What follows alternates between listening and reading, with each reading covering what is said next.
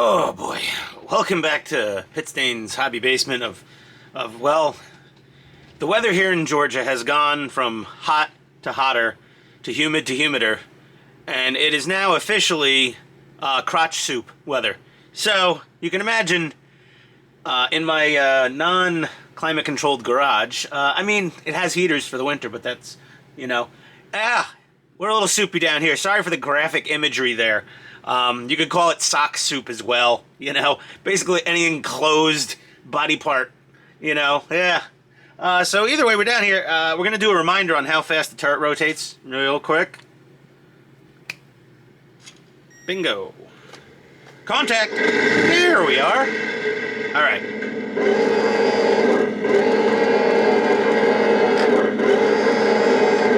Pretty quick. Seems too fast. I wouldn't have probably even really noticed it if it wasn't for, a slightly more OCD person than I am, possibly, Jeff out in New Zealand. So we got the proper resistors that he used, the half watt 20 ohm, variety. These will probably be good for slowing down any sort of itty bitty Tamiya motors in any tank. I mean, they pick the best motor they can in the gears and they get it all, but they're not making a unique turret rotation gearbox with a unique gear ratio necessarily that I'm aware of for every tank. It's not worth it. So like this has the same gearbox as maybe the Abrams or the Sheridan, so either way, we're going to slow it down. We'll be right back. Let's see how it looks. And we're back, and I'm moister. But we got this done. Broke out the soldering station, and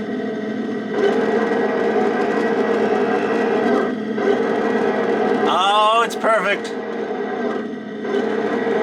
Alex, oh, that's so much better. Thank you, Jeff. That was a great tip. That was awesome. Oh, so happy with that. Okay, now we can get back to procrastinating on other things we have to do to this tank. Oh boy, we got the parts from the Sheridan to build the searchlight, and I'm like toying with the idea. I did spend nearly $60 on these two things. This sucker was like $40-something. This was like $8, and then shipping. I don't know. It looks pretty. I mean, it could be so cool. It could be so cool. Or it could look really stupid. Or some of you could criticize the hell out of me for doing it. You know what? I'm gonna put the little fella together and just see how it looks. I think I have to know. Okay. Be right back. Alright, well, we just went and did it. That's it. I just did it. I like it. I think it's cool.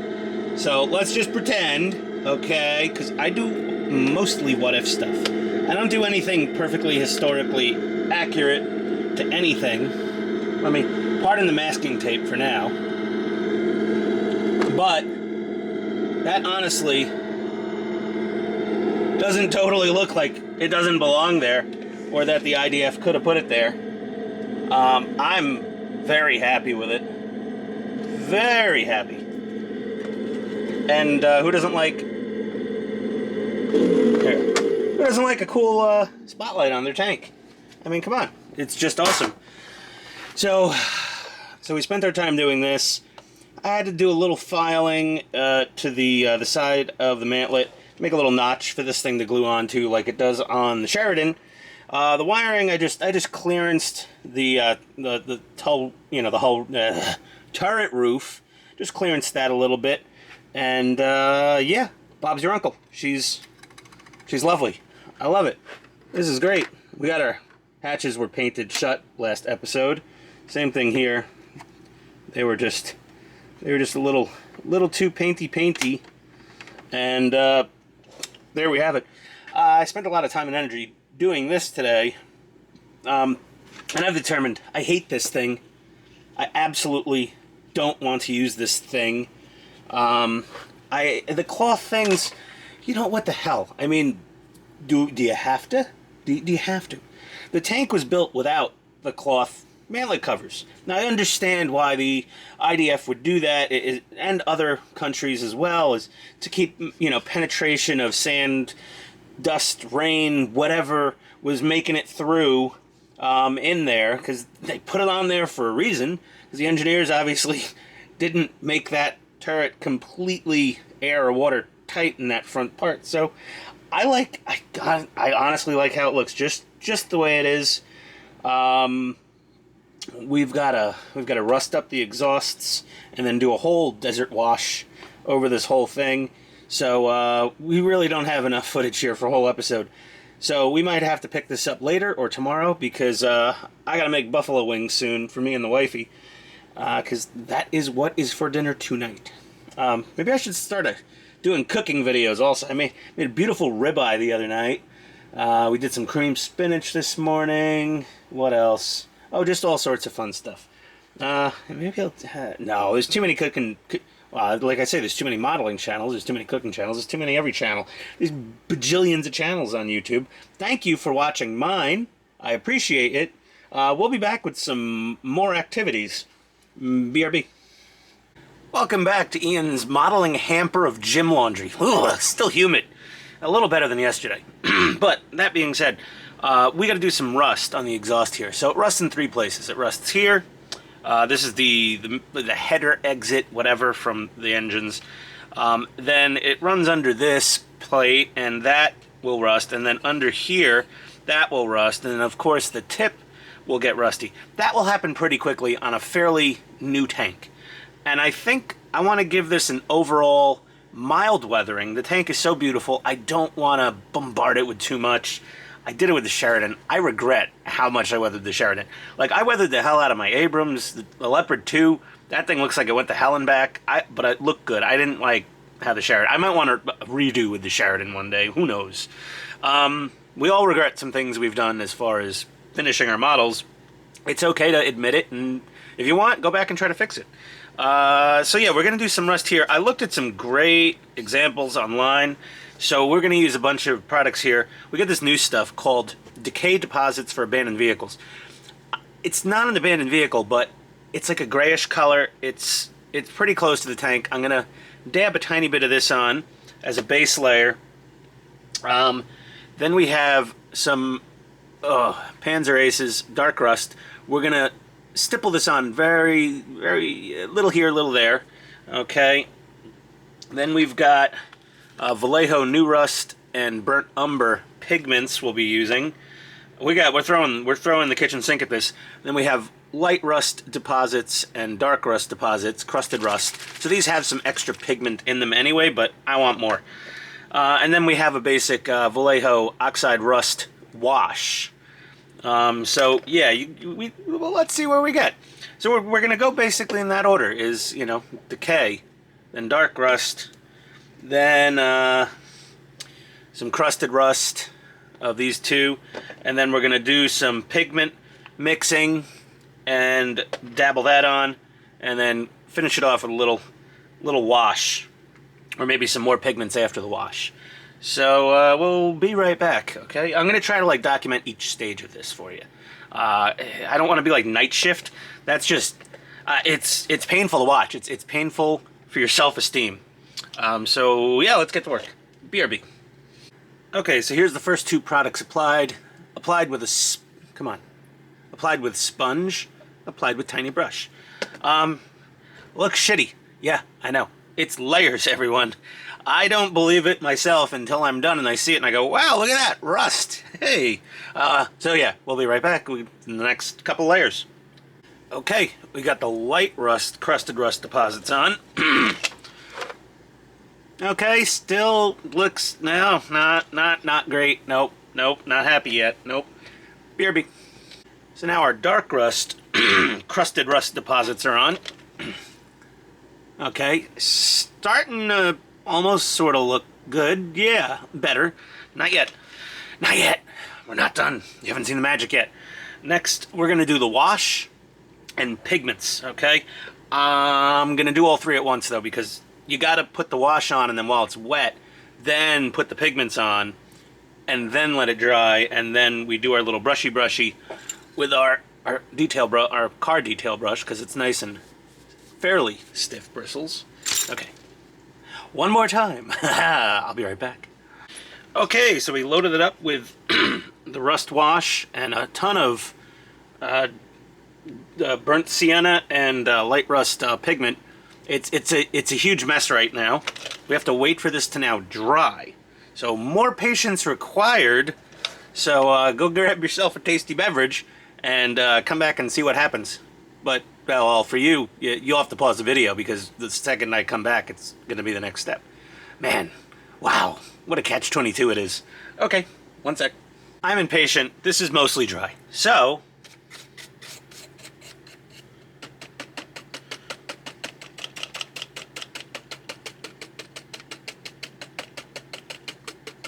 there we go. Let's blow away the excess. Get in there, you little bugger. And we're using a tapping, and then we're going to use a twisting. We don't want to use like a brush stroking all the time. We want to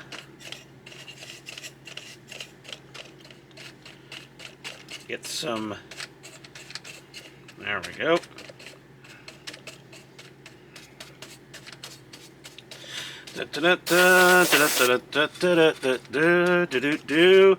Oh, comrades, I feel like night shift now. I'm so cool. Everyone watching me dab paintbrush on tank and rub things. I mean, the guy's a certifiable maestro, magician of modeling. You know, it's impressive. And there we go. This is basically my skill level here of what we can do. And there we go. Now the light isn't perfect in here, but from the pictures I've seen, these are the high heat areas where paint immediately burns off. And that's that. We could go over it with a little more rust wash and a little more pigmenting, but I'm pretty happy with that for now. I think that's okay. Oops, sorry, a little off camera. So, what say you, people of YouTube, my fine viewers? It's fine. You know, even in the desert, things will rust. I mean, you know, they say, oh, there's no rain. It rains every now and then. Sometimes it can be a little humid. They are on, you know, the Mediterranean coast there. So, you know, it's really never all that humid, I don't think. But there's enough. Things can rust in the desert. It happens. So that's what we have here is just high heat. And then, you know, burns off the paint, and there we get the rust. Now, I do, because of the way these exhaust tips are oriented, I do want to put some soot on this back little skirting area. I would like some soot there. I'll figure out something for soot. I don't really have... Do I have soot? I have iron oxide. Let's see what that looks like. Oh. Yeah, that's pretty good and sooty. So what I'll probably do is I will do some iron oxide. Dark steel is not that one. No, that's more of a metal rub. We don't necessarily want that. But yeah, we're gonna soot this up, and oh, hell, we'll be right back again, I guess. Okay, we have soot. So that was easy. It was just some white spirits to moisten the area, and then, you know, the iron oxide. So there we go. That's one side done. We're just going to hit it with a little dull coat, lock that in. Mind you, we're going over this entire thing after this with, you know, desert wash and more desert dust and more brushing and we're going to do some streaks and some chips and some other stuff. But yeah, that's what, the building of this tank went very quickly. This is one of the quickest builds physically I've been able to accomplish because it just goes together lovely. And all my parts basically got here. You know, I had all this stuff. But yeah, that's where we're at now. So there's my exhaust tutorial. This turned into a very long episode. We will be back with even more good stuff. BRB, people. Okay, we're running side skirts on this tank, so I don't need to go crazy here, but you do still see the road wheels. So we have given them a little bit of a weathering. Oh, careful now. Okay. That is basically Vallejo Model Wash Desert Dust. with some extra Vallejo Desert Dust pigment in it. It's kind of wing it, you know. I mean, maybe a quarter teaspoon of this to like a tablespoon of this, give or take. We did that. We let that dry because that's acrylic, okay? And once the acrylic dried, it was pretty safe. And then what we did is we just wetted down all the wheels with a little bit of white spirit from AK. I use this like extra dirty, nasty bottle of it because it already has some streaking grime in it. And then AK streaking grime. And, you know, get it in there, capillary action, it'll spread around. And then to not let it pool, it's a fun trick is you can blow it around with the airbrush, or you can spin the wheels to kind of keep it sort of even, and it'll help it streak a little better. I guess I'll show you how. I might as well do it on camera. The other side is not done yet. Ugh. Oh, you're an awkward. This is a big tank. So here's the side that we haven't touched yet. That's just painted. There's nothing else going on there. And yeah, what the hell? So basically, we have. Let me just mix up. This is my same mix from before. Okay, and we're just gonna slop it in there. It is very similar to what we used on the tracks, and we're just gonna really slop it all over. Get it on the tires. Okay, a little more. See, it's really just work fast because there's a lot of wheels. And then we can always tap up the excess from the other wheels to get these things. Get that, make it stretch. These products are not cheap. I mean, you know, it's how much a bottle? I don't know. I lost track of how much this crap costs, but it's expensive stuff for how small the bottle is. So you make it last. The Desert Dust, we're very willy-nilly with it. With the streak and grime, we're obviously going to be more deliberate and careful where we tap it. It's kind of like, you know, panel liner, basically. So you want to just have it everywhere. Oh, don't forget to get some inside here, because you might see a little bit of that. You know, we need to get in there, get in these little return rollers. It's fine. We're not going to see the return rollers ever again. You know, it's going to be like that girlfriend from high school. You know, you hope one day you might, but no, you're never going to see those return rollers again. You know, they'll have 3 kids and a white picket fence somewhere.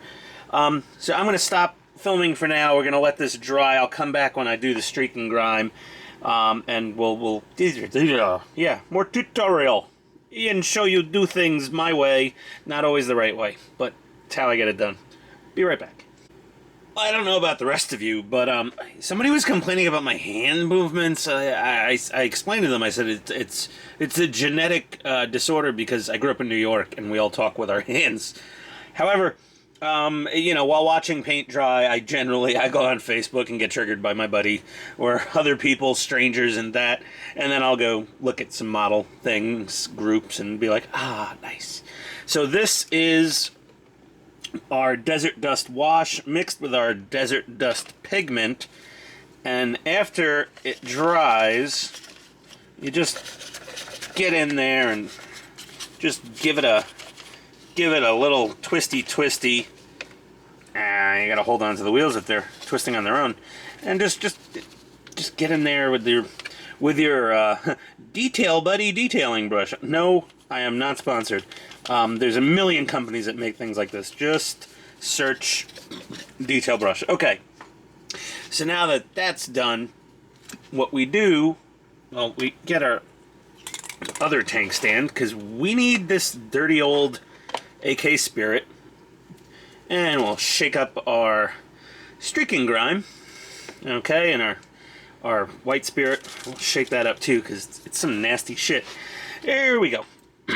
So, what we're gonna do here, yes, is we're gonna dip a big brush in the the spirits, and we're just gonna wet down. And it's already got a little bit of color because this is some some dirty white spirits. And then what we do, now this is a makeup brush. This is a Sigma eyeliner, and this came out of a $160 set of makeup brushes. And this is what I'm using for streaking grime. My wife gave it to me. I didn't steal it from her. And we just hit the rivets, the center cap, and you got the capillary action of having that wheel good and wet.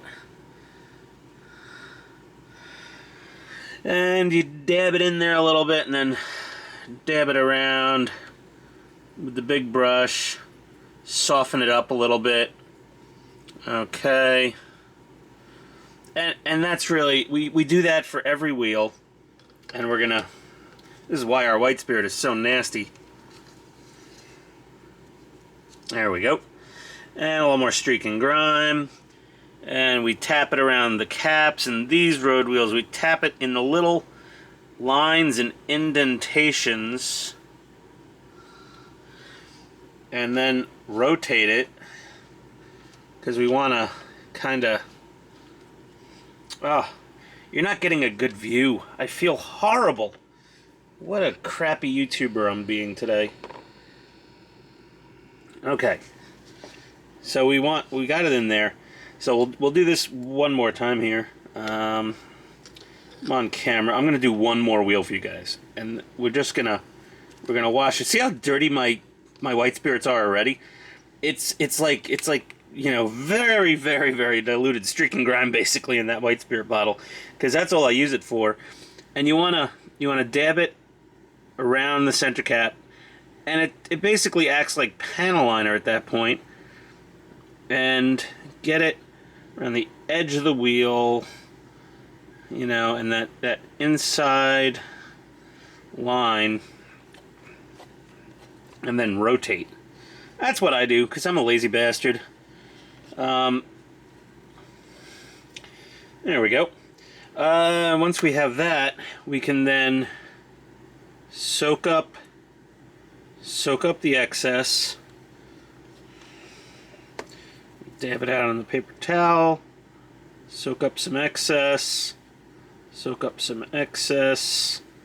There we go, just repeating the same damn stupid words. They start to become meaningless after a while. Okay?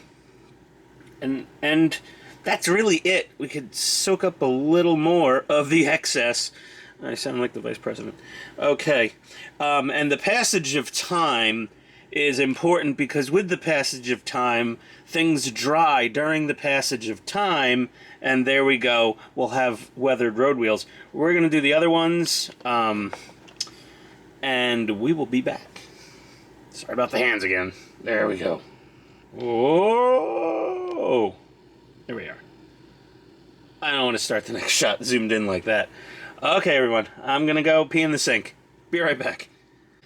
Okay, the bathroom sink. Way better than a urinal, because it can flush with hot or cold water. Pro tip. Our wheel weathering is complete.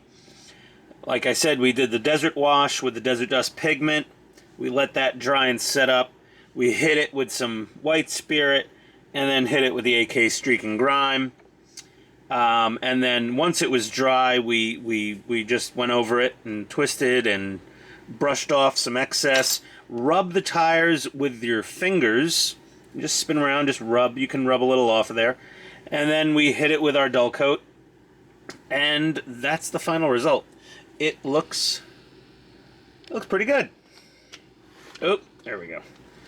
Yeah, nice. The rest of the tank you could compare to the unweathered paint, and the wheels were painted exactly the same. So if you're worried that this green-ish color, which is close to an IDF color used at some point in history, again, it's just the easy 50-50 mix that I got from Andy's Hobby Headquarters.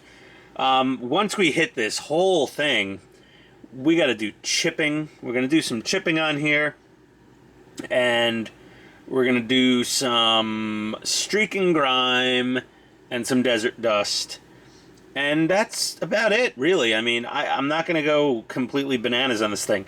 But now that this is all done down here, we can bolt on our side skirts, get those installed, and then we could do our chipping, streaking grime, and desert dust. And maybe just kind of like load up the .5 nozzle airbrush with some buff and just spray it from a couple feet away just to kind of just screw up everything on my workbench with overspray. We actually will probably just pull the workbench out with its craft paper on there and spray it there. But yeah, she's looking spiffy. I like this tank. I like my little, who knows, period corrector if they actually used them or whatever, searchlight. But I like my little searchlight. It just adds a little pizzazz, a little sprinkle of Ian's personal what-if fictional BS tanks that are not historically accurate, because that's not what we do on this channel. Okay, I don't know if we're done. The wife's on her way back home from Bulldog Bingo fundraiser, so not sure if I'll get rousted out of my basement or not. We shall see. Depends. There may be more of this video. If there's not, I'll see you next time. Otherwise, there'll be more. BRB or not. Okay, like I said, this tank goes together real easy. A difficult part is bolting on these side skirts. You've got this itty-bitty little hex bolt with a little plastic driver thing, and you gotta like kind of pull down on these things to get it in the hole. But it's not the easiest thing, so sometimes it's easier. We'll take our vessel Japanese screwdriver, because it's calibrated from the factory Tamiya, and we put it under the metal deck on the side, and we pull down on a road wheel, and that will give us, and you'll see when the hole lines up, and that will give us, there we go, and she's in. They're otherwise exceedingly frustrating, and you're like, what's wrong? But the metal side skirts kind of come down a little bit. You gotta push them up a bit. So like in the front here, we're probably okay. God, these things are so tiny. It is itty bitty, tiny. Oh, grit your teeth, everybody. Grit your teeth. Grit your teeth. It's, doing this on camera, so I'm extra clumsy. Oh, it hit the floor. It hit the floor. But I think, did I spot it? Oh, it literally feels like dirt when you're picking these things up.